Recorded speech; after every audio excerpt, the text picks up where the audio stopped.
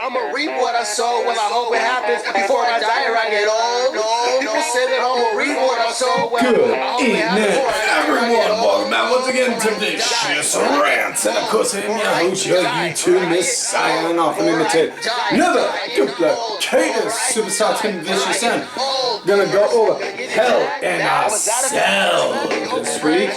Was once again in the ThunderDome, and we're coming to an end of the ThunderDome, and feels like we're starting to slowly come out of the quote-unquote pandemic era, which I cannot wait for when it's 2041 and you hear people doing podcasts and hear people say they're wrestling historians talking about the quote-unquote pandemic era, saying on how these wrestlers and these wrestlers and these wrestlers were pillars of the pandemic era.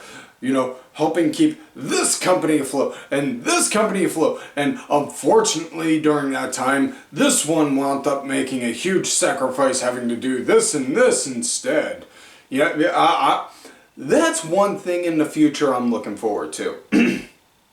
That being said, before we got into that, Peacock wound up being total assholes, and for a large portion of people that were trying to watch the damn show, wound up missing like the first 20, maybe 40 minutes of just the pre-show. Now, it's the principle of the matter. Yeah, it's the pre-show, but it's the principle of the fucking matter. We're missing the goddamn show.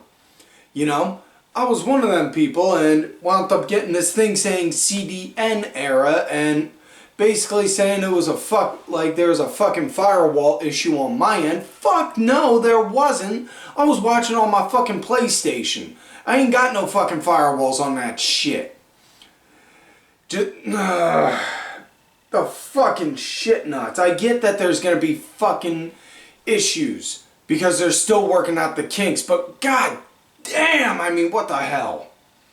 This is literally one of those moments where everyone else in the entire fucking world is laughing at everyone in the US for legitimate reasons because we're stuck with fucking Peacock, all the while they still get the WWE Network. And I sure as hell am not going out of my way to pay for some fucking VPN to go and say that I'm in fucking Mexico or Canada or some shit just to have the network again.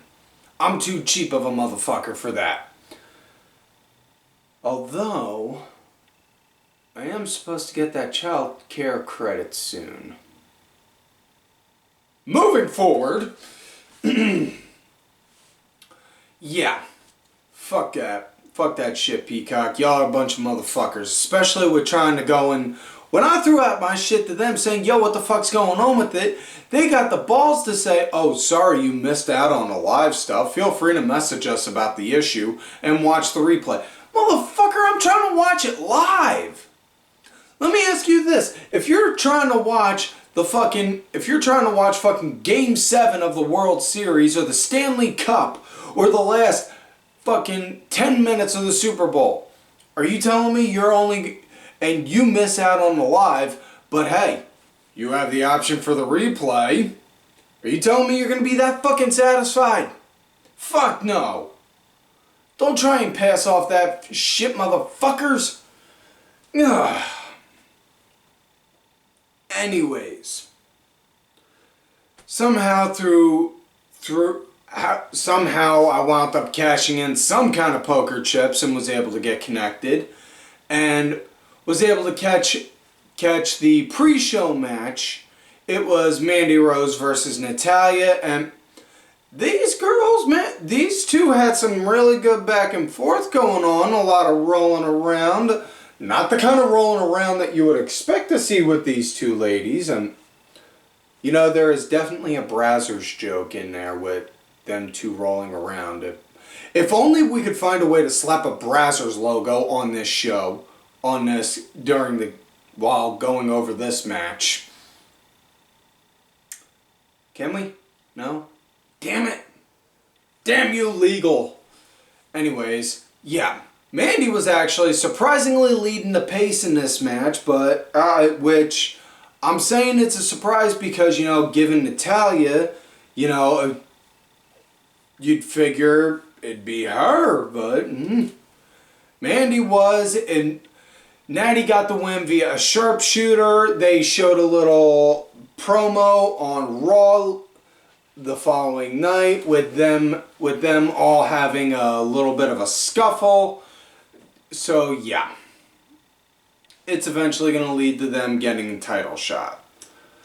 So now we go to the opening show. It starts off with Baylay going against Bianca Belair in a Hell in a Cell. And I gotta tell you, this was a damn good opening match. It was started out a little slow for my personal taste, but you know, that's all personal preference, you know. You got some folks out there that like the high-flying, flippity-flop stuff. You got some folks that just like the old school 1987 Ric Flair, Hulk Hogan style. And you got some people who like the blood and guts shit. It's all a matter of personal preference. The opening was a little slow for me, but the match itself was really good. Had a lot of nice fighting and physicality. Probably one of the coolest things in it was seeing on how Baylay was trying to find ways to utilize Bianca's hair, like tying it up into the rope, tying it to the chair, and that kind of shit, until eventually Bianca was just like, yeah, you know what? Fuck this shit, motherfucker, and actually wrapped it around Bayley's arm and knotted it and tied it to her to keep her like, now you stuck with me, bitch. And this was a damn good show. This is a damn good match. You know, I liked the shit out of it. It had a lot of good physicality in it. Match came to an end when, at one point during the match, Baylay wound up bringing out a ladder and was using it. Wound up slamming Bianca on it a little bit, but it came to an end when Bianca actually hit the KOD onto Baylay, and Baylay wound up getting hit, did it onto the ladder. So 1, 2, 3, you're a winner, and still SmackDown Women's Champion Bianca Belair. Next matchup we got Cesaro going against Seth Rollins, and the match starts out with Seth attacking Cesaro as Ciz is walking down to the ring, and damn near had to catch myself because, man, just saying that opening sentence was a bit of a tongue twister for me. But get my shit right. Anyways, really dug this match. You know, these two guys, the way these two guys work, man, I can't recall if these two ever crossed paths in Ring of Honor. But man, these two, like I said, Cesaro, I have been preaching to the heavens on his high praises for forever. Seth, we all know on how I dig his shit. But man, my God, these two, it reminded me of seeing Claudio Castagnoli and Tyler Black going against each other. I dug the shit out of it. I fucking loved it. Seth was dictating the pace. Cesaro, he wound up getting really mean and ruthless near the end of the match. It was a damn good show. You know, this was a damn good match, and these two guys could literally have a feud for like the next fucking 3 months with next to no story, and just have the story be everything that's in the ring. And I'm pretty sure people would just be like, okay, cool. Match came to an end when Seth wound up countering a roll-up, wound up doing a roll-up counter to Cesaro and got the 1, 2, 3. Now, we all know on how I feel about roll-ups. However, which is always a famous line in this show, however, when done properly and when used in the right way, and it makes sense, then you have my blessing, child, and you're good. I'm not going to get mad or annoyed.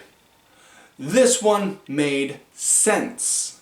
It's not just one of those, hey, the opponent got distracted, and now after I just had the crap kicked out of me, and I barely have enough strength to lift an arm, oh, I'm miraculously going to have a roll-up and have enough strength to hold you down for a 3 count. Yeah, not those kind of shitty roll-ups. This one was a, oh, hey, we've been going back and forth with each other, and now I'm going to get you right out of nowhere with a good wrestling move type. Yeah. Next up, we got Shayna Baszler versus Alexa Bliss. And this was really twisted and weird.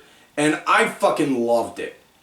I fucking loved the shit out of this. And, you know, to everyone, I keep on making these arguments. Everyone keeps saying, oh, they're killing Shayna Baszler. They're killing her. She's supposed to be a badass. She's a legit fighter. She can do this and she can do that. Dudes, guys, it's wrestling. It's entertainment. I get that you're looking for realism. Listen, I look for realism too, but you can only take so much realism before you have to expand on it. Case in point, comic book movies. You have a sense of realism in there, but then you have to delve deep into the fantasy aspect of it. Case in point, do you really think, really think that you could have a guy who is a billionaire have a fucking armored suit? Or even yet, you think that we could have scientists be so advanced that in the 1940s they were able to create a super soldier serum to help defeat the Nazis in World War II?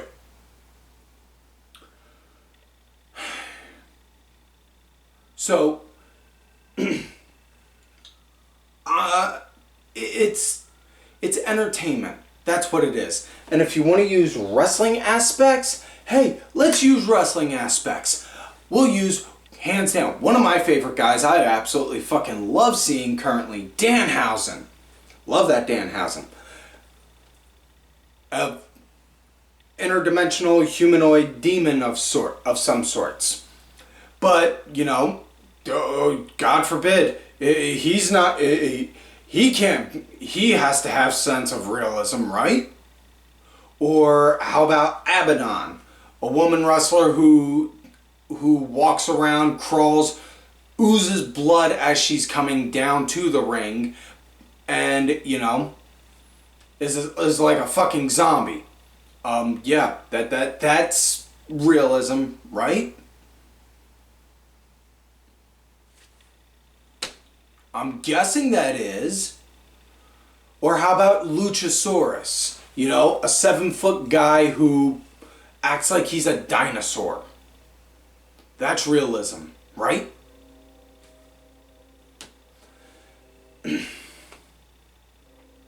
I get some people have this view of they want to see their favorite wrestlers shine like a star in a particular way. But dude, not everyone can be the top guy. Not everyone can have a championship. You want everyone to have a championship, then go and have everyone win the 24/7 title. Because honestly, people clamored. They wanted the hardcore title back. They wanted to have some kind of 24/7 championship like the DDT Pro Iron Man title. Well, you know what? They fucking made it. Does it look gaudy? Yes. However, it still fucking works. Morons. I swear I'm surrounded by morons. But it makes my show easy. But it makes doing my show easier. Back to Shayna Baszler versus Alexa Bliss. I dug the fucking shit out of this. Wow, I went off the deep end on that. Yeah. Shayna, she was throwing everything she had at Alexa to no avail. Wound up pretty much taking the whole Fiend aspect of getting it, taking the crap kicked out of you, and then coming back like, okay. And then doing fucking super creepy where her leg reaches over her shoulder while walking, which, okay, that is creepy, like seeing like out of the ring. But you know, at the same time, you got to think. Alexa Bliss's husband is probably thinking, has got to be thinking at the same time, I guarantee I can make both legs bend like that. Now that I've made that dirty, perverse joke, let's move forward back to the match. Probably one of the cooler parts was, at one point, Alexa Bliss, she was like doing this hoodoo voodoo, like Papa Shango stare, like just a stare, like, I am penetrating your mind kind of stare at like Nia, and it was just like Nia was like, ooh. Alexa Bliss raises her arm, Nia raises her arm.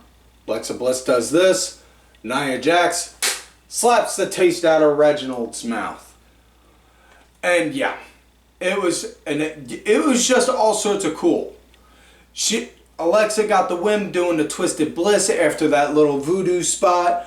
The following night on Raw, they wound up doing a tag team match with Shayna and Nia going against Alexa and Nikki. And I'm going to get into Nikki Cross in a minute.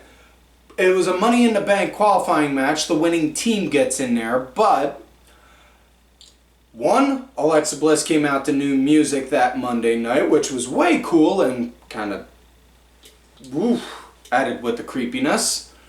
Also, Nikki Cross came out with a whole new looking gimmick, which I absolutely fucking loved because I fell to the floor laughing in a good way, not in a, oh my god, that is so horrible, they're fucking killing her kind of way.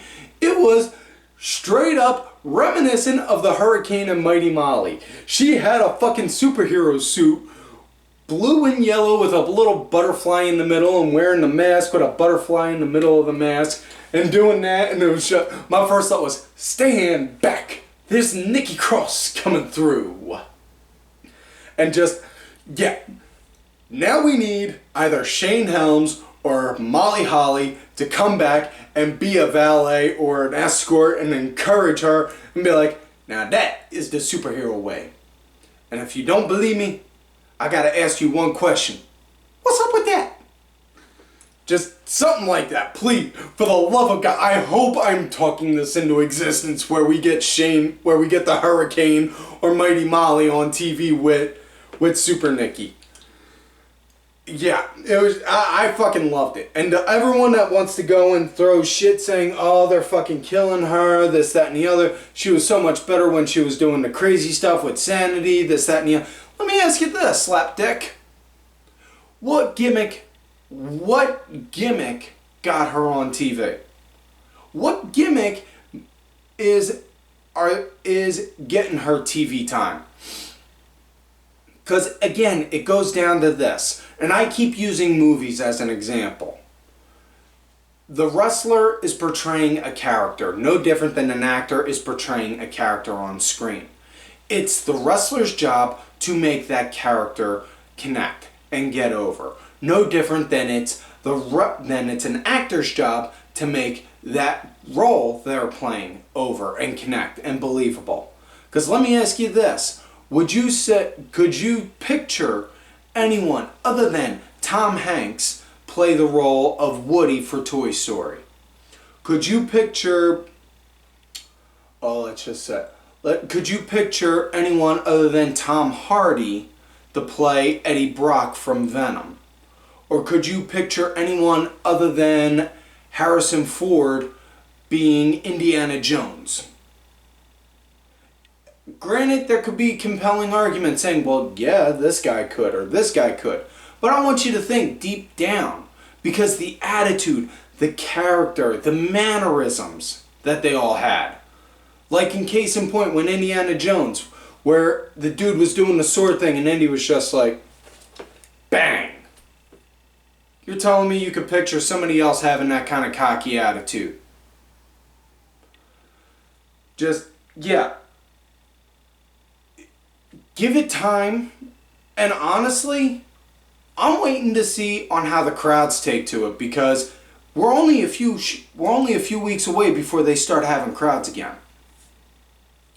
Next matchup, we got Sami Zayn going against Kevin Owens, and again, I use this line ad nauseum with these two, but it is the honest to goodness truth. In the immortal words of Kevin Steen to El Generico, you and I are destined to do this forever. And Sami Zayn and Kevin Owens fucking put on a hell of a show. You know, somewhere out there, Jim Cornette had to be looking like, God damn, what the fuck is this motherfucking bullshit? Putting on some kind of motherfucking outlaw mud show wrestling shit. God damn. I don't want to see this motherfucking shit. Motherfuckers. Fuck them. Yeah. It was just, Owens fucking was leading at the start. Probably the coolest thing was that KO was still selling the Nigerian nail he got from Commander Aziz that Friday prior. Still, little bits of coughing here and there, showing that he was a little winded. I fucking dug the shit out of it. Really loved it. It was just, these two guys always put on great matches. I can't stress that enough. And if you don't believe me, one of my absolute favorite matches that these two had, and I dare question anyone to say that this is a bad match, look up Kevin Steen and El Generico, La Revenja, Last Man Standing. And we all know on how I feel about Last Man Standing matches. This is hands down. This match is more than, this is my favorite Last Man Standing match. But these two guys put on a hell of a show. I absolutely fucking loved it. Sami got the win with the hell of a kick, caught him, boom, right in the face, 1, 2, 3. And then Sami showing his joy, showing on how, you know, he won, KO lost. That's that. Next up, we got women's action. Charlotte versus Rhea. And Charlotte, she was leading it at the start. Had a lot of good, solid fighting. However, there was some tomfoolery and bullshit like shenanigans that were shown on camera and caught. And, well, we all know the internet never forgets. Charlotte going to throw boots, but it was more so like instead of her foot actually hitting Rhea like that, it was, you know, not really hitting, but more so like, yeah.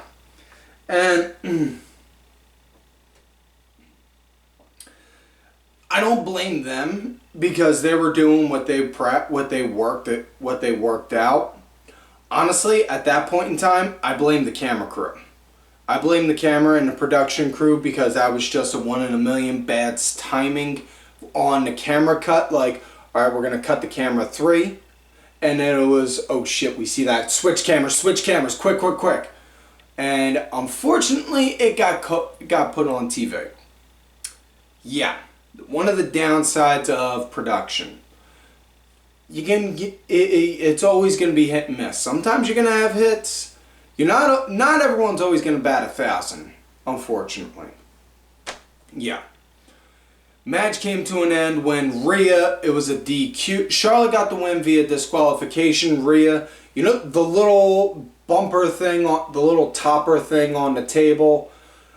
Rhea whacked Charlotte with it, so the ref threw the match out. So Charlotte won via disqualification. However, again, still your champion, Rhea Ripley. The following night on Raw, Adam Pearce and Sonya Deville addressed the situation and made it abundantly clear. Because of that, Charlotte is going to get another rematch at Money in the Bank. But wait! I'm now calling it my personal prediction. This is not facts, this is not rumors, gossip, or anything like that. This is just me giving a personal prediction. I predict it's going to eventually lead to a no DQ clause in the match. Because I feel Charlotte's eventually going to make the argument, well, I don't want there to be any discrepancies or anyone saying this, I was disqualified or Rhea's disqualified, so let's make it a no DQ match. If not that, then possibly a ladder match to tie in with Money in the Bank as well. Now with that said, let's get to the main event of the night. Drew McIntyre versus the almighty Bobby Lashley in Hell in a Cell. Yeah. Throat's a little scratchy. That's why my Vince voice isn't that good today. Either way, it was all Drew when the bell rang, and then eventually it wound up going to some good back and forth. You see, at one point during the match, Bobby Lashley, man, he caught a real nasty gash right there on his arm, and it wasn't like some kind of like little scrape or anything. No, I mean like you could see like there was pink on there, like flesh was ripped, like skin was peeled off at some point on there. So you know. Man, the man walked out of that show with a scar on there, but like I said, good back and forth, a lot of physicality in this, a lot of heavy hitting, really dug the shit out of it, you know, and I have praised these two guys for their shit, and these two have put on good shows. Both in WWE and when they were going against each other in TNA. And yeah, damn good matches. However, you can only do so many good matches until it's at the point of, oh, again? Yeah. So on how the match came to an end, we caught a ref bump. McIntyre's arguing with the referees on the outside saying, somebody come in to get him and come in here. Somebody do something. Because McIntyre had Lashley down. There was no ref. So the refs on the outside make the call to open up the cage. When they do, that's when when MVP comes in and does a run in and then starts working and then starts distracting Drew. Pulls out the ref to keep him from doing a 3 count on him, and Drew just looks like, you motherfucker, I am gonna fucking kill you. And then I keep saying that, sorry. MVP's like, whoa, easy man, easy. But yeah, Lashley winds up hitting the brakes on that. Now how the match comes to an end, McIntyre's got Bobby lined up and he's hyping himself up for the Claymore. Come on! And just as he's cocked back and ready to run, MVP grabs his leg, stops him, and then, yeah, see, damn it, get your shit focused, man.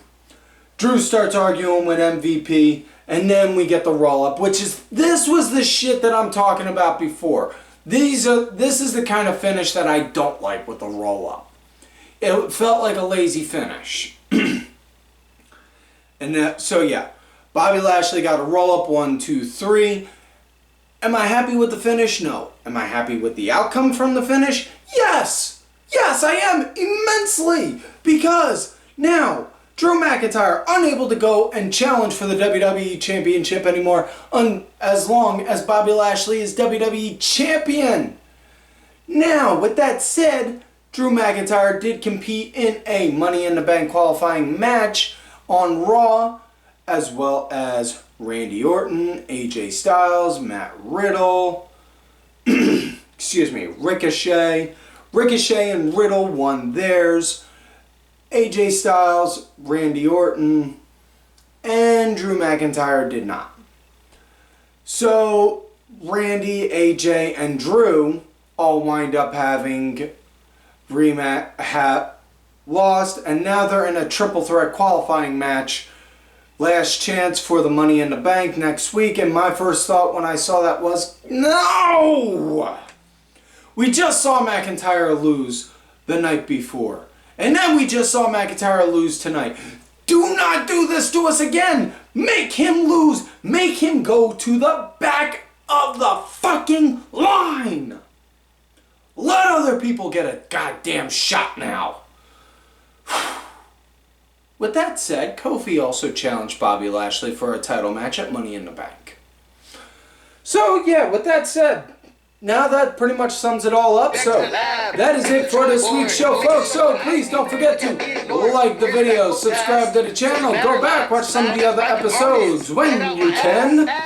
Also, Make sure y'all look for me on the Twitter. Tim Vicious is also on that. Also on that Facebook gimmick, Tim Ash, if you're going to look for my Facebook gimmick. Let me know you found me on there from here. Or contact me on my Twitter, Tim Vicious, and let me know you found me so I think I can keep drum going. Also, leave any interesting complaints, thoughts, questions, grunts, and groans down below. I got no problem hearing any and all criticism, good, bad, and everything in between. Thank you to my executive producer, Ali Ray Ben, who did provide the music for this week's show. Make sure y'all check it out on iTunes, Spotify, YouTube, SoundCloud, all that good shit. Details are down below. Also, thank you to contributor to the show, LFC Lingerie Fighting Championship. There are a little bit of wrestling, a little bit of MMA, and a whole lot of attractive women wearing a little bit of nothing. Also, thank you. Make sure, also folks, make sure y'all check out all these cool ass guys already on the Twitter. Kenny, Killer, DSB_LB, Diabolica, RA, Sergeant Curry Pants, and Dubs in your face. And folks, I gotta tell y'all, you're gonna be great and hate me. As my flow eats and very slow. Fuck yes. Life's a long drag if you never watch a cherry glow.